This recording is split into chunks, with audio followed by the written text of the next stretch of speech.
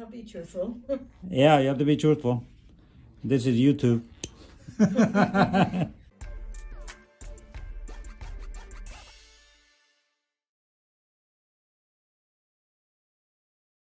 Okay. So we have Janine here this morning. How are you? Fine, thank you. Okay. Janine's been my friend. I'm a friend and a patient for how long now? A little over a year? Yes. Okay. And she is a retired nurse, right? Which hospital? Several Long Beach communities. Mm-hmm. Last one I worked at. Mm-hmm. So she worked hard for all the patients, right? Over the years? Yes. And you've been diabetic for how long now? Probably 2 years. Oh, 2 years now? Oh, just recent then. Very recent. Okay. Any of your parents diabetic or? Neither one. My dad had low blood sugar, but my grandmother was. Oh, really? My dad's side of the family, yeah. Oh, okay. Okay. She had type 2 diabetes. Oh, okay.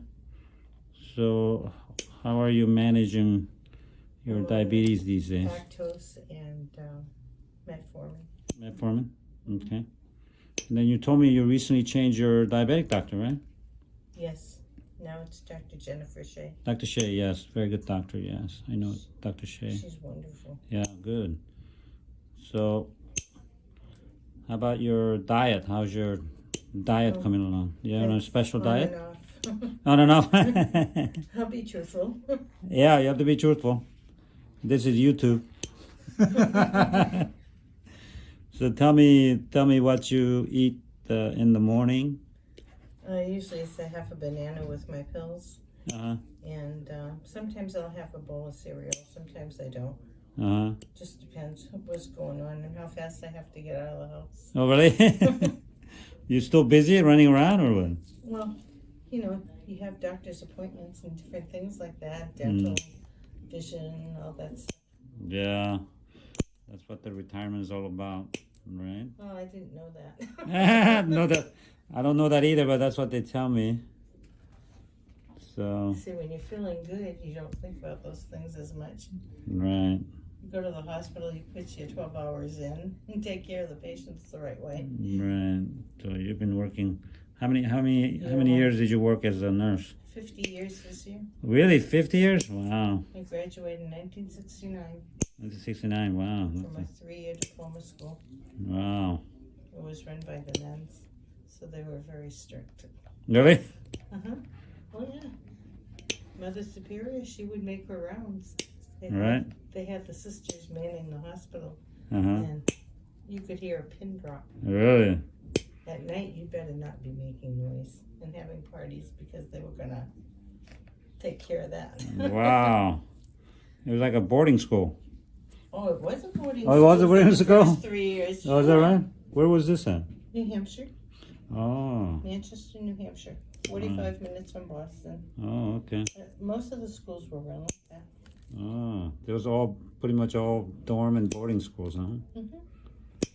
So what kind of nursing did you do? Like critical care. Oh, that's right. You told me. Sometimes in ER, sometimes they shift us over to the maternity department. Mm-hmm. They'd let us go ahead and sometimes we'd tell the doctors the patient's ready, and they didn't believe us. So we were delivering babies in the hallway. Oh, really? Yeah, in their beds, transporting them to labor room. Wow. Yeah, we doctors don't listen to nurses that much. Oh, I don't know about that. Some do. Some do, right? Not all. But, sometimes they don't. Exactly, and then that's what they pay for it. I said, where's my my cut on this? You stayed and you were having your coffee while I was delivering the baby. Uh-huh. I should have a cut. All right.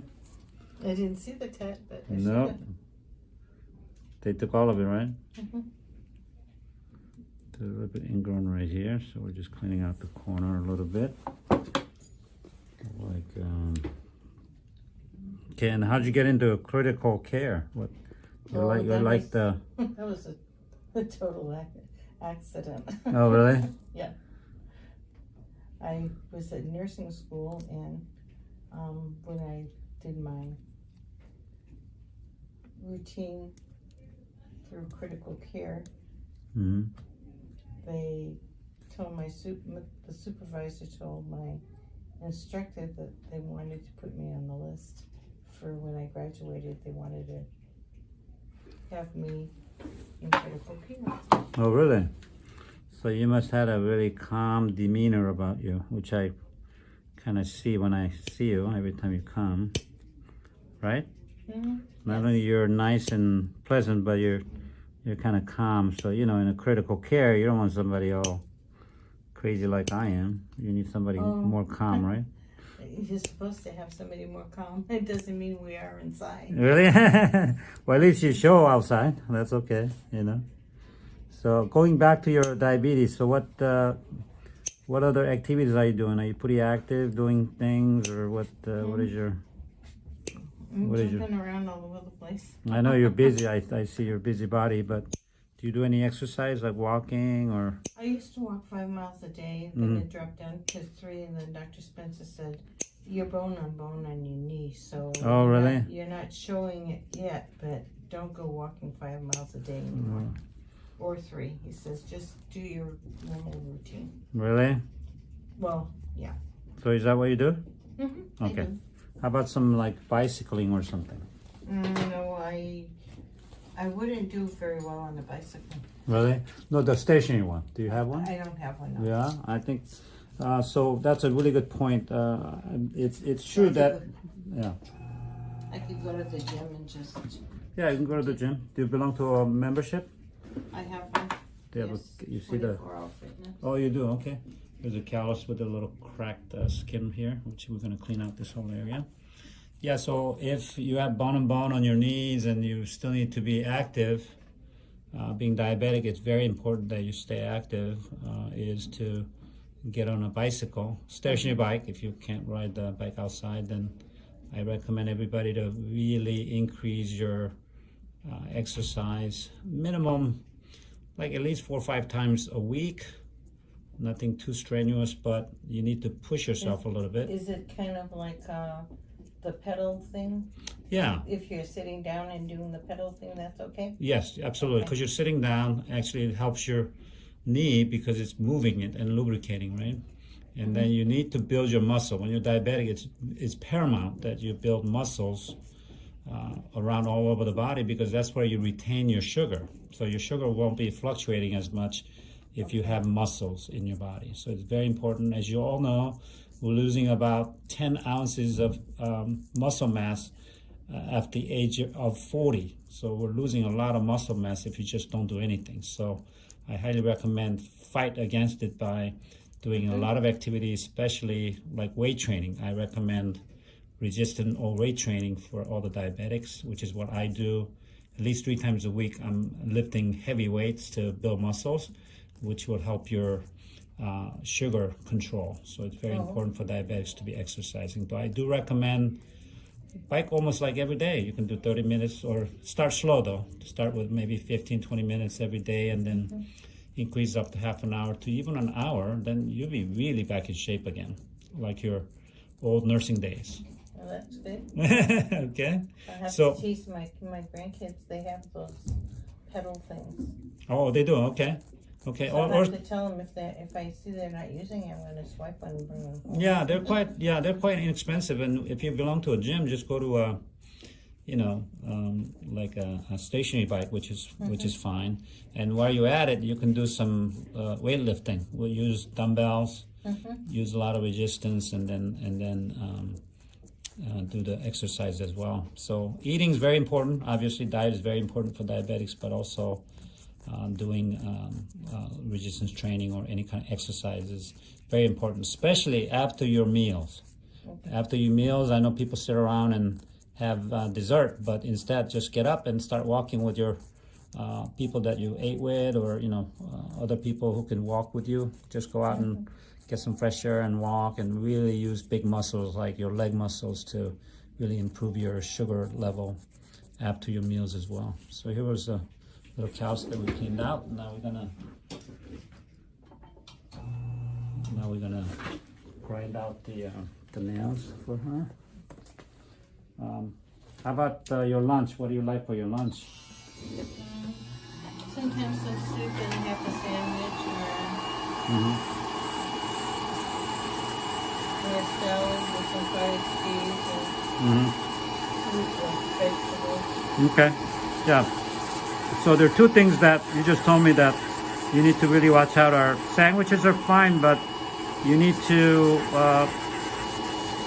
reduce or eliminate bread. Oh, okay. Bread is raising your sugar, so I don't eat sandwiches or hamburgers other than my cheat day, which is Saturday. I get an In-N-Out or some kind of hamburger just once a week. But rest of the time, I don't eat any vegetable sugar like bread or pasta, things like that. Yeah. Fruits also has a lot of sugar. It's the fructose, which is very tasty and good, but you need to really reduce the amount of sugar in the fruits as well, especially tropical ones, the tasty ones, the bananas and the pineapples and the mangoes, all those are tropical ones. They have a lot of sugar in them. So you want to get it down to like berries, blueberry, blackberry, strawberry. Those have a lot more fiber and less sugar, fructose. So when we're skipping a meal because we're really busy, sometimes I'll just go ahead and make some smoothies and I'll skip blueberries and raspberries and I'll put celery and kale and Oh, yeah. spinach and stuff like that. And then I'll throw a couple of scoops of protein powder in it. Oh, okay. Yeah, that sounds like a really good. The vegetable powders.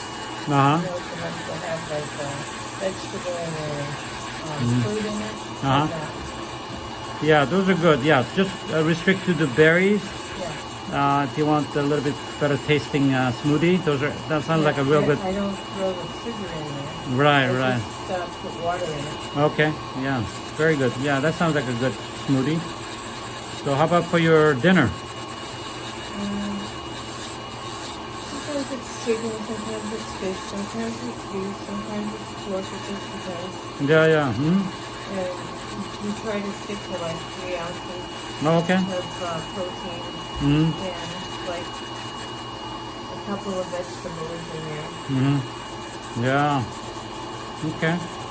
That sounds like a real good meal too. Yeah. Yeah.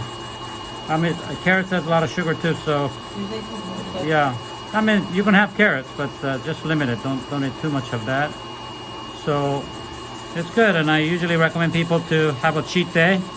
You can start with 2 days of cheat days, and then reduce down to 1 day of cheat day, because that day you can have some stuff they really enjoy, but you couldn't have during the week. You can have those as well. So I'm gonna grind out this area a little bit Like more. when you're pregnant and you want a brownie, you just go ahead and go to the cafeteria and get a brownie and you split it. Really? I used to split it over 3 days. Oh, is that right? Oh, okay. Very good. So we talked a little bit about the diet and exercise, which is really paramount for all the diabetics. Janine happens to be a retired nurse, so she knows a lot about all this diabetic stuff, so she's doing very well with that. So here's after picture.